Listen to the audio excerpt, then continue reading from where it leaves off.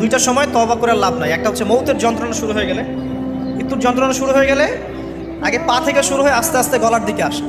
হাদিসে যেমনটা এসেছে, সূরা ওয়াকিয়ার মধ্যেও আছে যে পায়ের দিক থেকে যন্ত্রণা শুরু হয়ে আস্তে আস্তে আস্তে আস্তে এই গলার দিকে আসে, এবং আত্মাটা গলার এখানে যখন চলে আসে, এখান থেকে মালাকুল মউত আত্মাটাকে নিয়ে চলে যায় এবং চোখ দিয়ে তাকিয়ে থাকে মানুষ। রুহটা চলে গেলে মানুষ চোখ দিয়ে তাকিয়ে থাকে, দেখবেন এই কারণে মৃত ব্যক্তি তাকিয়ে থাকে, চোখ খোলা থাকে। এবং তখন আসমান থেকে সিঁড়ি নামিয়ে দেওয়া হয়, ওই সিঁড়িতে করে আত্মা চলে যাচ্ছে, ও তাকিয়ে দেখে যে আত্মা চলে যাচ্ছে। এবং মানুষ মারা যাওয়ার পরে চোখ জীবিত থাকে অনেকক্ষণ। মেডিকেল সায়েন্স যারা পড়েছে তাদেরকে জিজ্ঞাসা করবে, মানুষ ডেড হয়ে গেলেও চোখ দেখবেন আরও কয়েক ঘন্টা, হয়তো আরও নির্দিষ্ট একটা সময় পর্যন্ত চোখটা কিন্তু জীবিত থাকে।